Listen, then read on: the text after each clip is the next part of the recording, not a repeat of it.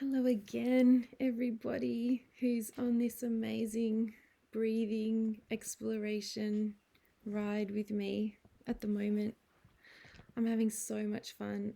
I'm taking what I do at work, I'm bringing it home, and then I'm putting it here, and then I'm taking it back to work, and I'm getting feedback all over the place, and that is enhancing my model.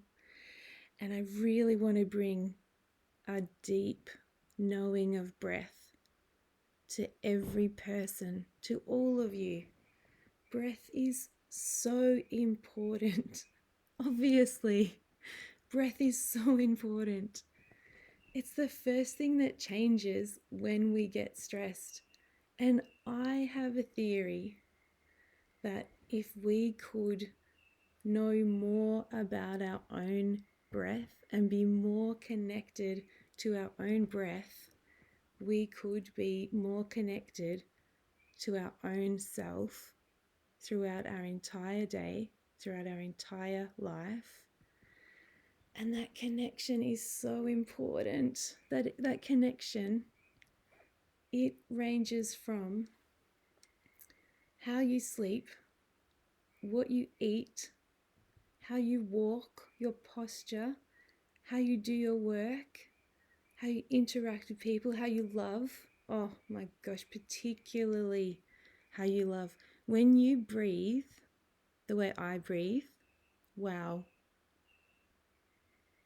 You know, since I've been exploring this with your help and being inspired by my patients to teach this, to share this, to explore it more, my breathing has become so next level, and how easily I love people has been so beautiful, so beautiful.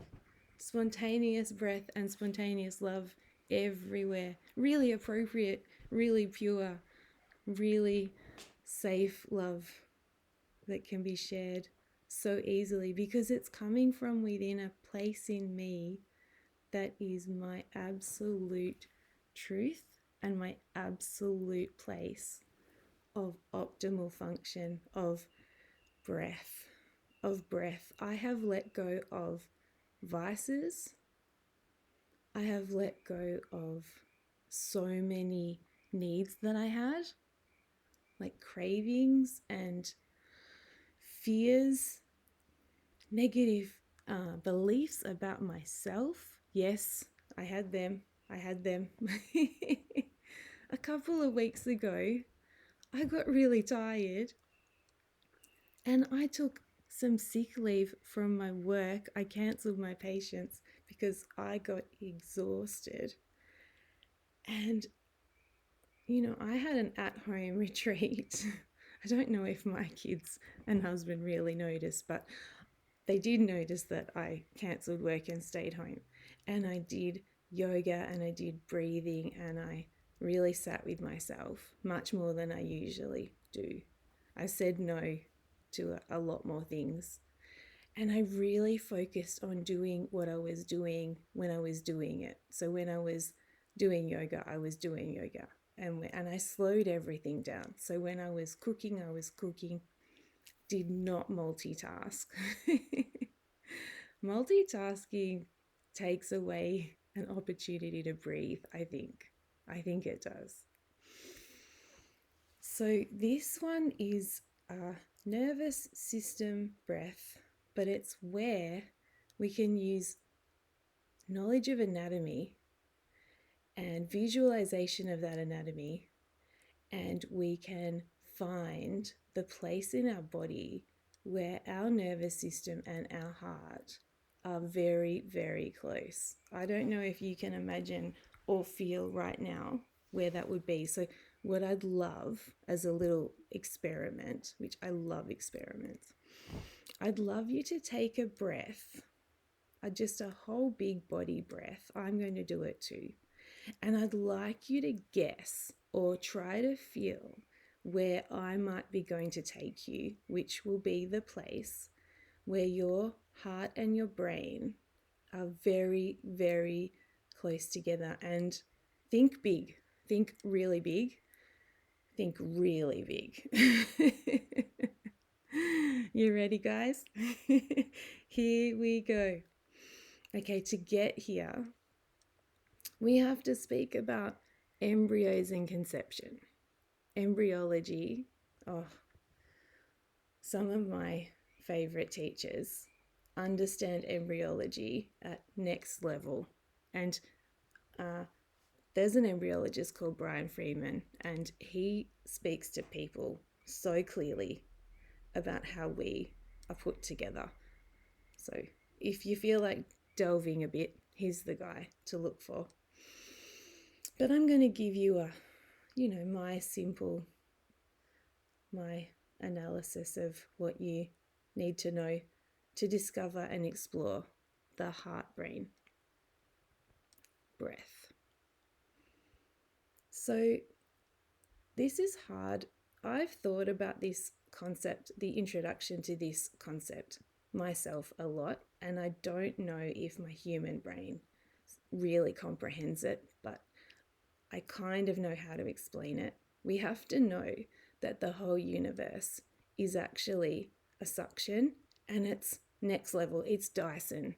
It's Dyson suction. Just think about the best Dyson vacuum cleaner or that new contraption that my daughter got for her 18th birthday, the Dyson hair curler thing that sucks the hair into a spiral. That's the best thing. Oh my gosh, I should get the YouTube and put it on here if I can figure out how to do that as an ending. So we live in a world, human beings. Now we understand that the human being stands between nature, the earth, and the universe. We just stand in there in between. And we have a vacuum that is suctioning us to where we are supposed to be. It's quite amazing. So just before, or sometime before, who knows how long before, conception, there's a force that's suctioning us to human. So conception is a suctioning of some kind of energy into cellular form in a human mum's womb, and we start spiraling as soon as we are conceived. And a really spooky story is that one day I was treating a female's pelvis, and I had my eyes closed, and I was feeling the different beautiful biorhythms, and many of them are spirals or waves or both. And I said to her, in your pelvis, if I imagine what it was like when you were conceived and you were trying to find where to implant in your mother's uterus, I feel like you just were lost and you didn't quite spiral with the vacuum, which is a very weird thing to say. And she said, yes, that is the story of my life. Isn't it funny? I have to get along to letting you breathe. It's really important not to be so distracting, but I love those stories. So, conception is a vacuum. Life force, growth, metabolism is a vacuum. It's our cells getting nutrition from nature and the universe. I'm going to let that hang there. Think about it. Think about it. We suction life to ourselves. So then we have to figure out how to be suctioned into the world. And TMI, I'm so sorry. My first baby needed to be helped. She actually needed that vacuum. extraction suction thing to help. And my beautiful obstetrician said, I'm just going to help her twist the right way, which he did. He didn't pull, he just helped her to twist a spiral for me. Oh. And then my second baby was born all by herself. She just knew. The world suctioned her. She just was wanting to get there. And the first breath is the biggest suction. So for a minute, we're just going to think about what it was like when your lungs had no air in them. You'd just been born, your cord was not cut, you were still this system that was totally fluid, and then your cord got cut and you were out in the world and you took a big breath. And let's do it big. Let's do it big. Inflate those lungs, and for 10 seconds hold your breath out. So breathe in and out, and for 10 seconds really squeeze your lungs out like you're wringing out a towel that you need to dry. So in, out, squeeze, 2, 3, 4, 5, 6, 7, 8, 9, 10. Breathe. Good. Thank you. Inhalation, suction. Anyone who is feeding a baby, breastfeeding a baby, that's what that is too.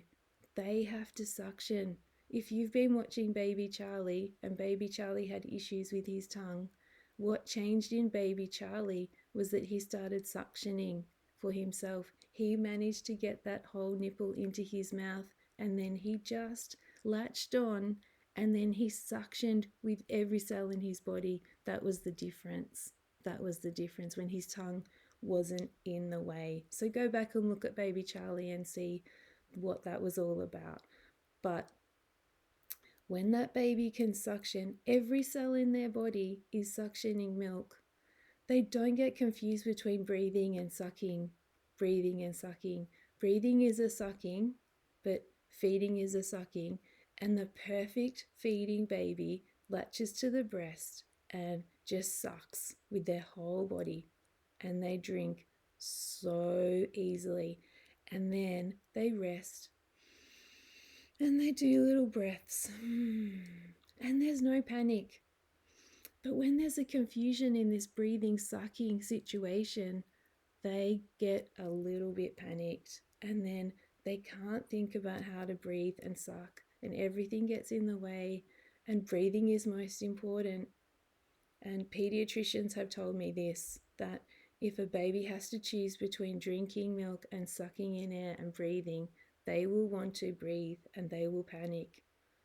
So their feeding will feel like it's suffocating. We don't want that. That's panic. Next level for us. I want you to breathe to your brain. If that's too hard for you, go back and find any of the sensory breathing videos or audios, or any of the videos that help you find yourself. But we're going straight into brain. You are going to breathe into your brain and into your spinal cord. You're going to breathe there. Your brain has the most perfect fluid inside and around it. Cerebrospinal fluid, brain fluid. Holding that fluid and holding your central nervous system, supporting that fluid and the central nervous system, which is in a beautiful vacuum that was created on conception and hopefully hasn't been disrupted too much. That beautiful system there, that beautiful system is surrounded in membranes. So we have spinal cord and brain, fluid, and then these membranes. And there's a few membranes there. Pia mater is a membrane. Arachnoid mater is a membrane, if you want to look them up. And Dura Mater is a very strong outer membrane that attaches this spinal cord, to the bony part of our spine. back to the membranes. Pia mater, Arachnoid Mater, which is like, it looks like spiders. And then the Dura Mater. Mater is in Latin mother.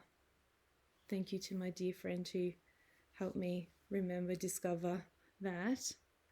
So we have a mater, a mother, wrapping around our brain, spinal cord, and the fluid. And my concept of mothering is that a calm mother mothers, and a panic, stressed, fearful mother will smother every time. So when there's panic in the system, that membrane, the mater, shuts down a little bit and tightens to protect us, and that limits access. That's like, hey, don't go out into the world, it's scary out there. Oh, be really careful, as opposed to the mum who's packing the lunch and going, have a great day, honey. See you when you get home. I love you. That's what that is. So we've got this membrane. So we've got spinal cord and brain and fluid and membrane.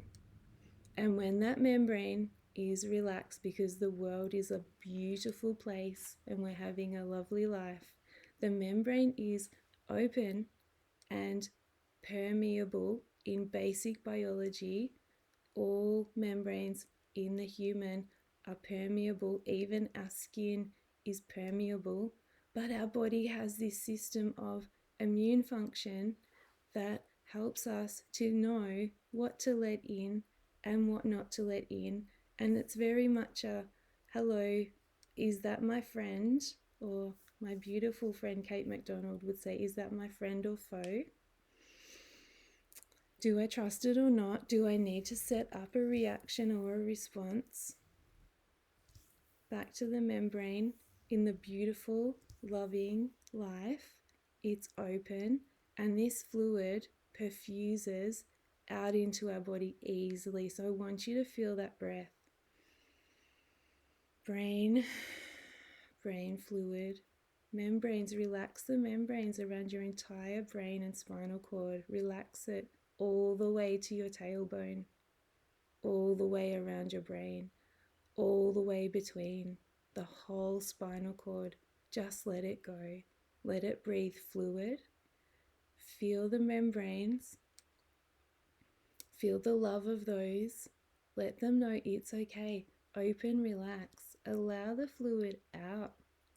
What we meet next, this is the place, this is where the breath comes in. What we meet next is a very rich blood supply, and it comes pretty straight from the heart. Arterial and venous blood, and we've got a lot of lymphatics around here too.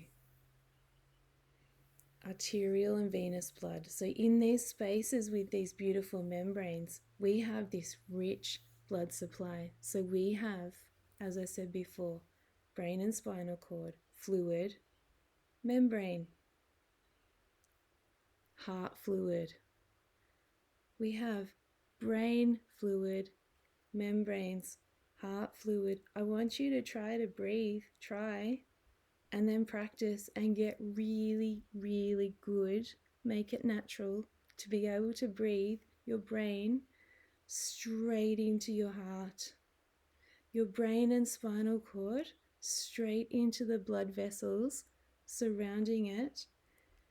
Now I call that the heartbrane, a little play on words and spelling, not the heartbrane, BRAIN, but the heartbrane like the membrane, the mother brain, the heartbrane. Heart, BRANE, heartbrane. I'm going to call this heartbrane breathing. Check in and see how big you got. Let's try to breathe that fluid. So we have fluid. I was giving it names.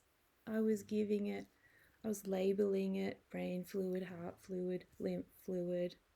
Let's not label it anymore. Let's just feel it. Let's just feel it. Relax your brain, relax the membranes, and relax your heart. And just feel this breath. And just feel it all through your body, all the way through your head, and into your fingers, and all the way to your tailbone, and all the way to your pubis, all the way to your hips, and all the way into your legs and down to your toes. And breathe it, breathe it. And remind yourself of every beautiful image you've ever seen in the world. The beaches, the mountains, the trees, the rainbows, the rain, the sun, everything, people, pets, everything beautiful. Love, just feel it all. Love the world, love the world. Breathe love, breathe love. I'm going to say goodbye. I'm going to send you so much love, and I'm going to hope that this really helps you along your way to absolute optimal health and happiness, and that you feel the love that I have for the human body through this work I do, this exploration. Contact me, ask me questions. I want more. I want to do this. I want to give you all of my learning. I really do. So keep breathing, everybody, and I hope you have a wonderful time with it. Thank you.